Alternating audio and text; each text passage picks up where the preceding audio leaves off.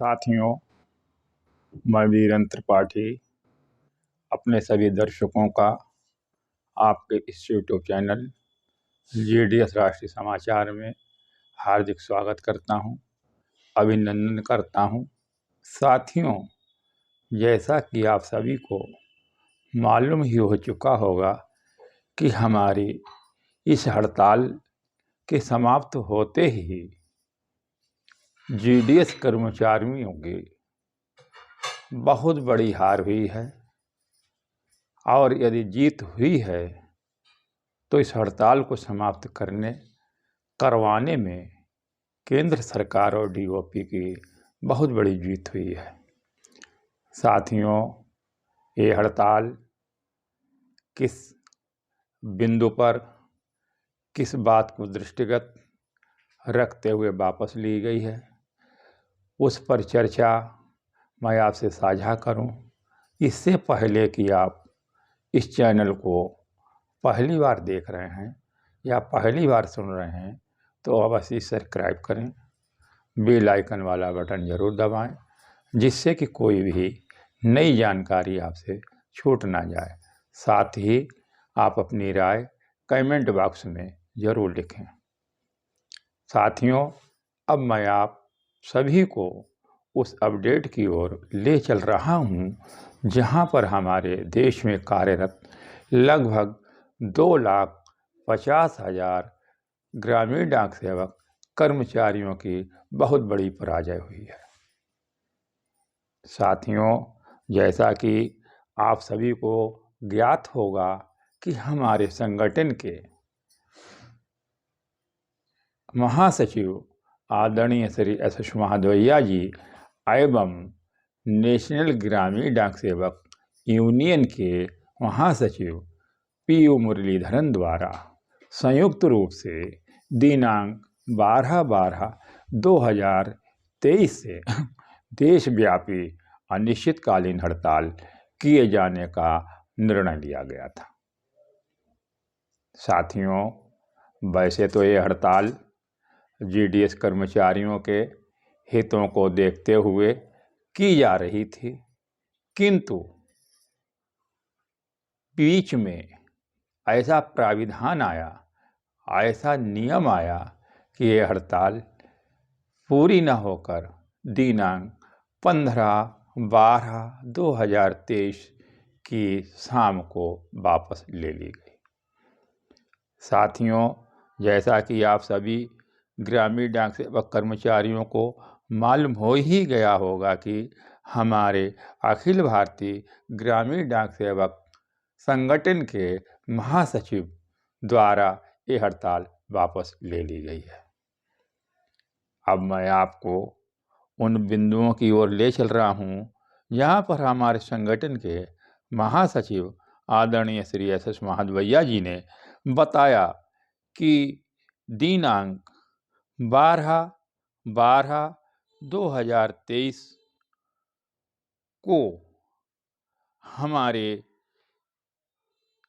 अनिश्चितकालीन हड़ताल में ग्रामीण डाक सेवक कर्मचारियों का प्रतिशत 52% रहा, क्योंकि इस बार हमारे ग्रामीण डाक सेवक कर्मचारी काफ़ी ही उत्साह में दिखाई दे रहे थे, क्योंकि उनकी समस्याएं, उनकी मांगें काफ़ी लंबे समय से विचाराधीन चल रही थी, जिनको पूरा करवाने के लिए हमारे केंद्रीय नेतृत्व ने आह्वान किया था। साथियों, ये हड़ताल एकाएक 15/12/2023 की घोषणा से हमारे देश में कार्यरत 2,70,000 ग्रामीण डाक सेवक कर्मचारियों की एकजुटता एवं बलिदान को दरकिनार करते हुए हड़ताल वापस लिए जाने का निर्णय लेकर घोषणा कर दी। एकाएक हड़ताल वापस लिए जाने का क्या कारण रहा होगा, उस समय से मैं निम्न बिंदुओं पर आपसे चर्चा कर रहा हूँ। सूत्रों की माने तो 12/12/2023 को हमारे कामरेड साथियों ने 52% अपनी उपस्थिति दर्ज करवाकर हड़ताल में भाग लिया। दिनांक 13/12/2023 में यही उपस्थिति 75% अर्थात 75% एक साथ चरम सीमा पर पहुंच गई। जेडीएस कर्मचारियों की एकजुटता को देखकर सरकार के हाथ पांव फूल गए। केंद्र सरकार ने अपनी कूटनीति के चलते डाक महानिदेशक श्री आलोक शर्मा जी से ग्रामीण डाक सेवक कर्मचारियों की हड़ताल समाप्त कराने का दबाव बनाते हुए कहा कि यदि आप हड़ताल समाप्त नहीं करवा पाते हैं तो अपना रिजाइन दे दें। साथियों, सरकार की कूटनीति सफल रही क्योंकि वह जीडीएस कर्मचारियों की हड़ताल तो समाप्त नहीं करवा पाए, किंतु उन्होंने समय से पूर्व अपनी सेवानिवृत्ति ले ली। वहीं दूसरे बिंदु पर केंद्र सरकार ने डाक विभाग के ऊपर दबाव बनाते हुए अधिनियम 8 और अधिनियम 23 के अंतर्गत नोटिस जारी करवाने का फरमान जारी कर दिया। वहीं डाक विभाग ने केंद्र सरकार के दबाव में आकर हमारे 2,70,000 ग्रामीण डाक सेवक कर्मचारियों के लिए डाक विभाग के अधिनियम 8/23 के अंतर्गत नोटिस जारी करना प्रारंभ कर दिया। इसका शुभारंभ दिनांक 13/12/2023 तेलंगाना सर्किल से प्रारंभ हुआ।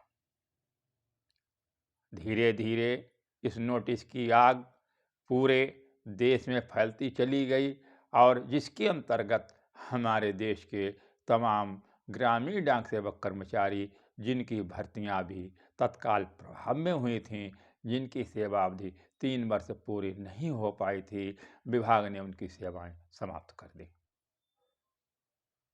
साथियों, इतना ही नहीं, डाक विभाग की लाल फीताशाही ने जिन कर्मचारियों की सेवाएं 40-40 वर्ष की हो चुकी थीं, उनको भी नोटिस जारी कर उनके विरुद्ध कार्रवाई करने का फरमान जारी कर दिया। हमारे अखिल भारतीय ग्रामीण डाक सेवक संगठन के महासचिव एस महादवैया जी ने तत्काल प्रभाव से लगे गए लगभग 50,000 ग्रामीण डाक सेवक कर्मचारियों के भविष्य को देखते हुए, क्योंकि यदि उनकी सेवाएं समाप्त हो जाती हैं तो उनको बहाल करवाना असंभव सा प्रतीत हो रहा था, ऐसे में हड़ताल वापस लेने का निर्णय लिया।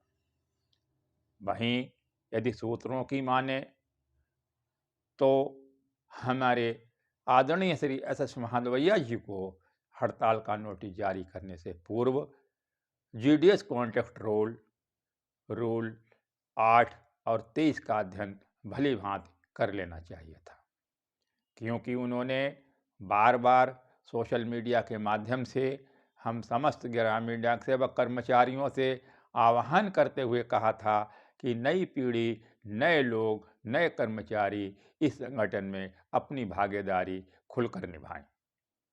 उनकी बात का अमल करते हुए हमारे नए जीडीएस कर्मचारियों ने हड़ताल में भाग लिया।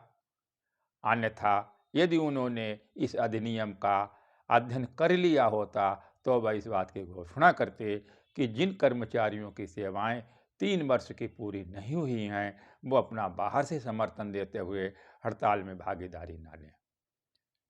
यदि ये घोषणा हो जाती तो साथियों साथे हड़ताल वापस ना होती, और हड़ताल वापस ना होने की स्थिति में सरकार को निश्चित ही झुकना पड़ता और हम ग्रामीण डाक सेवक कर्मचारियों की समस्याओं का निदान अवश्य ही होता।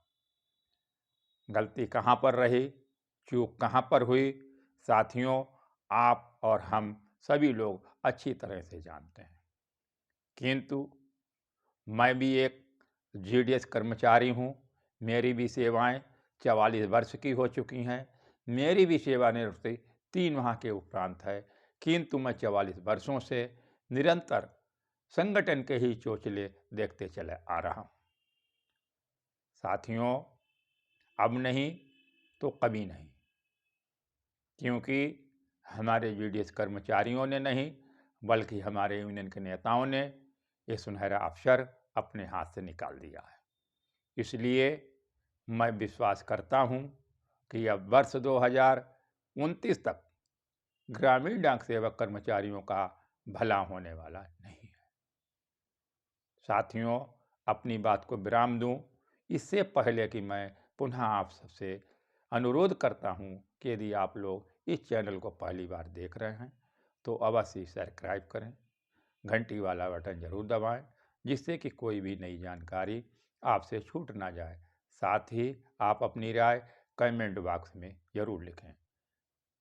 वहीं दूसरी ओर मैं हड़ताल वापस लिए जाने के बिंदुओं की खोज कर रहा हूं। आखिर कमी और गड्ढे कहां पर रहे हैं, आने वाले समय में मैं आपको नई वीडियो के साथ नई जानकारी देने के लिए उपस्थित हूँगा। जय हिंद, जय भारत।